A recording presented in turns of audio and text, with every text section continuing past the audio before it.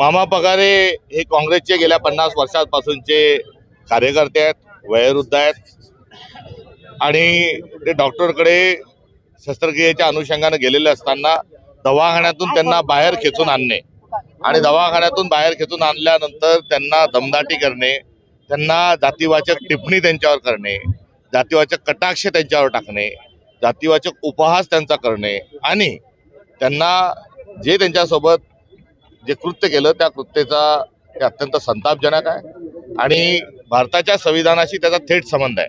कारण आपले संविधान समता, बंधुता, सामाजिक न्याय एवढंच सांगत नाही तर त्याच्या पलीकडे जाऊन प्रत्येक व्यक्तीची प्रतिष्ठा देखील त्या ठिकाणी ही सांगितलेली आहे. त्यांच्याकडून जे काही कृत्य झालं असेल तर त्या संदर्भामध्ये आपल्याजवळ कायदा आहे, कायद्याच्या अनुषंगाने कारवाई होऊ शकते.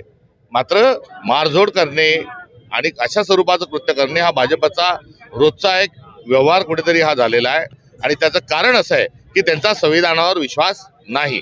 मामा पगारेंच्या पाठीशी काँग्रेस पक्ष आहे, कारण काँग्रेस पक्ष हा कार्यकर्त्यांच्या भरोशावर उभा असणारा पक्ष आहे. मागच्या काळात नेते सोडून गेले तेव्हा आम्ही जे म्हणत होतो काँग्रेसची ताकद काय, तर काँग्रेस हा अधिक उसळून निघेल. जेवढा चेंडू तुम्ही जोरात दाबाल तेवढा तो मोठ्या प्रमाणावर जोरात उसळून वर येतो. तशी काँग्रेसचा आता उसळून येण्याची प्रक्रिया ही सुरू झालेली आहे आणि मामांच्या या एकंदरीत संपूर्ण त्यांच्याशी केलेल्या गैरवर्तनाचा पोलीस कुठेही दखल घेत नाही, त्यांच्यावर गुन्हे दाखल झालेले नाहीत. करिता आम्ही न्यायालयामध्ये आता मागणार आहोत. एकीकडे देशाच्या सर्वोच्च न्यायाधीशावर जसा बूट फेकला जातो तशाच स्वरूपाची जर हे कल्याणमध्ये अशा स्वरूपाचं होत असेल त्या दोन्ही घटनांमध्ये सारधम्य आहे. दोन्ही समाजाने दलित आहे एवढंच नव्हे तर दोन्ही संविधानाच्या अनुषंगानं कार्यरत असणारे कार्यकर्ते आहे आणि जो संविधान की बात करेगा वही देश पे राज करेगा असं आपण म्हणत होतो. मात्र आता संविधान जो घेऊन जाईल त्याला सर्व अर्थाने छळला जाईल आणि त्याच छळवणुकीचा प्रकार या ठिकाणी घडलेला आहे.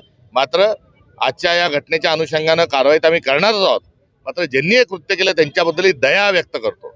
आणि ज्ञानेश्वर महाराजांनी संस्कृतमधली गीता ही मराठीत लिहिली तेव्हा त्यांनाच मनुवाद्यांनी छळलं, तेव्हा त्यांनी पसायदान लिहिलं आणि त्या पसायदानातला जे खळांची व्यंकटी सांडो तया सत्कर्मी रती वाढो भूता परस्परे जडो मैत्र जेव्हा ही केलेल्या व्यक्तींच्या बद्दल ही आमची असणारी भूमिका आणि भावना आहे.